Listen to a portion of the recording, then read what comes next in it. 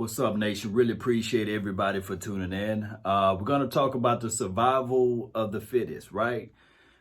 Training camp is right around the corner. You can blink your eye, bat your eye, and it'll be right here. And the news that we pretty much got Dak Prescott under the franchise tag, meaning that basically, this team is already set. We're not going to do any other franchise free agent situations. So the team that we have will be the team that we will see, basically. Now, I did hear that if a player somehow, somewhat, or some way get hit with the COVID or what have you, they will be placed on injury reserve, and I think it's up to 3 to 4 weeks. That's the situation with that. So I think that they will allow teams to have more players on the roster. Nevertheless, what we really need to look for and see out there will be the dogs who really want to get that work action, who really is ready for that grind. And my dark horse is still Reggie Robinson. Let me repeat, my dark horse is still Reggie Robinson. As it relates to the defensive side of the ball, everybody knows I love defense, right? So, and of course, Diggs been doing his thing, and he's already given that he's going to ball out there. I'm just already calling it. Diggs will ball. Now, Reggie Robinson is my dark horse, and we got to figure out what we're going to do on the offensive side of the ball. Who, as it relates to quarterback, is going to step it up? Big Ben DiNucci. Can we call him that? Big Ben DiNucci? No, I'm just sorry. We only going to have one Big Ben. But Ben DiNucci, he signed a contract, and he will be on this team. And I think that they're going to roll with 3 quarterbacks. And I think that they should. Will it be a possibility that it can roll with 4? I don't know. I flat out don't know.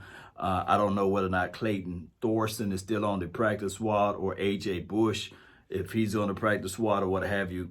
But this year is very, very unique in a sense because of the virus, what have you. So when I think about it and I see what we are doing, of course, we got a veteran backup quarterback in Andy Dalton. But we will have a battle of the battles with the wide receiver core. Who can get on the same page and pick up the offense the fastest will be the fight. And that's just the reality of it. Like I said, we got less than 15 days for this training camp to start. And remember, all off season, before we got to this point, I said, hey, bring on the best competition. Iron sharpen iron, steel sharpen steel. Let's get out there and let's fight. Now, I do know that there are other circumstances that we cannot cover and we just can't see. And on top of that, there are some of the unknowns that we just will not know, especially at the height of this particular year, 2020. So that's why I'm saying survival of the fittest. Which team or what team will have the healthiest roster, and who can stay clear of this invisible virus that goes around and hunts you? And once you get it, and if you so happen to be TikTok or really in shape or what have you, say TikTok, maybe that app is on my mind. But you guys get what I'm saying, right? If you're in tip-top shape, maybe you can fight off those things. And if you already had it, like Ezekiel Elliott, and there's some other player that had it on this particular team, whose name became unscathed and when it went under the radar, over the radar, whoever the other player was, do they have a better chance? Is it better to go ahead and get it and then, I guess, overcome it? So the next time you get it, your antibodies, you will not show symptoms of it. I don't know how all of that stuff works. I heard that this thing can mutate real quick. I'm talking about the virus there, and you can be affected more than once. But I guess the chances of that is slimmer than those who've never been affected with it. So it's so many crazy things. And all we want to do is see football, right? All we want to do is see some work action, grind action, and the team picking up this new philosophy as it relates to the offense, as it relates to the defensive side of the ball as well. So we will find out how this thing will all, match together, marry up together, and we will see whether or not, who will be willing to step up. On the offensive side of the ball, will Tony Pollard finally get his shake at this thing? We love what he was able to do last year, right? Oh, Blake Bell and Blake Jarwin, right? Both of those boys. Can they really step up? Can they pick up what Mike McCarthy is trying to put out there? There's so many options out there, so many reasons that we got to look at this thing.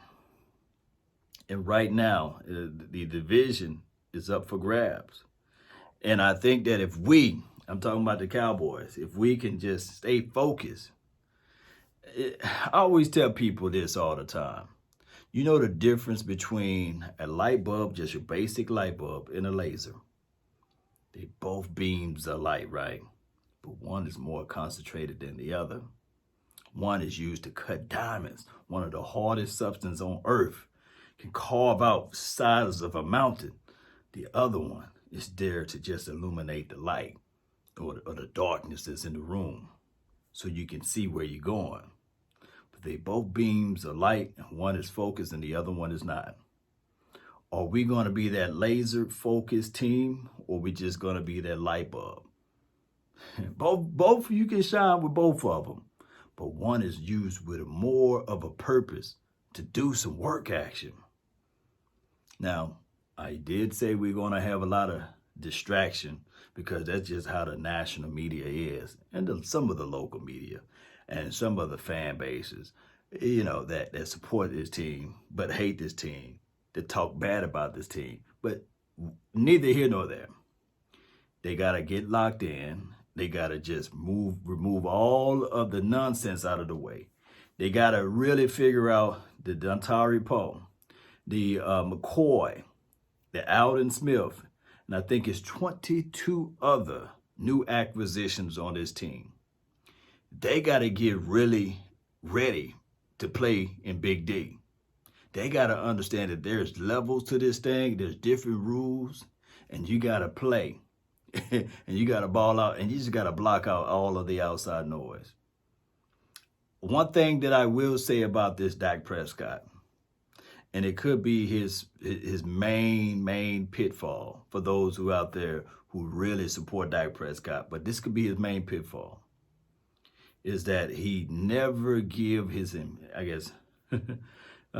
facial expressions, or he never speaks with his heart on his sleeve, and you never see his intentions as relates to out there in the public speaking or what have you. So you really can't gauge whether or not the guy is happy or upset. He got this even keel about himself.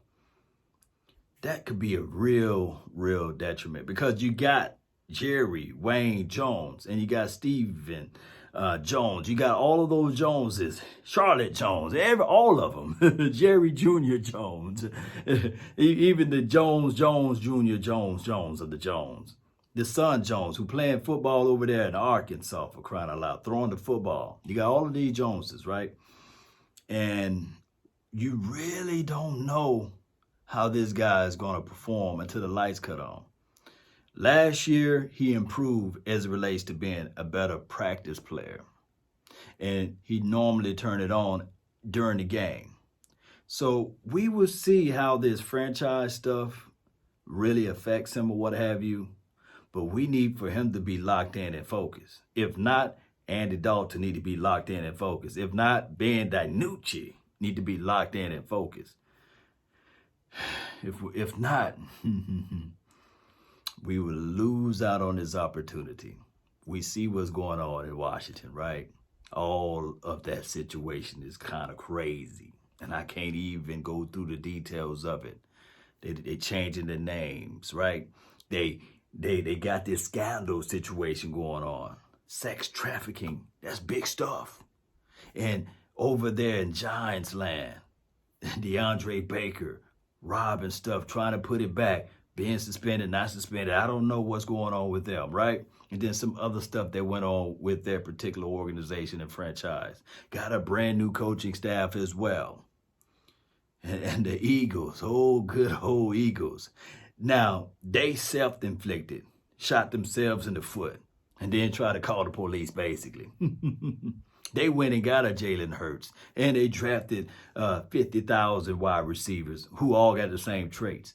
The issues of catching, no catching, right? The drops, basically. That's the only, they got speed, but they catches the drop. That's the only thing they can't catch, right? Nevertheless, we see all of these things, and right now, the main goal would be the survival of the fittest, leaving out of this training camp with the mind of focus of everybody somehow being healthy. And then number 2, picking up the playbook. Number 3, the new coaching staff being able to be, I guess, in the folds and learning the area and learning what's going on in Dallas land. And of course, being ready for the season opener. I want to know your thoughts. I want to know how you guys feel. Who's your dark horse? Who do you guys really rooting for? It could be an undrafted rookie. It could be a rookie. It can be one of those players that need to have a good year like a Michael Gallup, because we know who contract talk will be coming around the corner for him at the mid part or the end of this year. It's just how it goes, and the cycle begins, right? Y'all better not turn on Michael Gallup. Don't do it. Don't be speaking bad on the brother. Post me your thoughts. Hit that like button. Share this content. Let a friend, neighbor, foe know where to go when they want to tune in to Cowboys Sports Talk and Beyond. My name is Law Nation, LAW Nation. Let's go. That's been my time. And I really thank you all for yours. And remember, you're listening to nothing but the best. Let's go. Peace.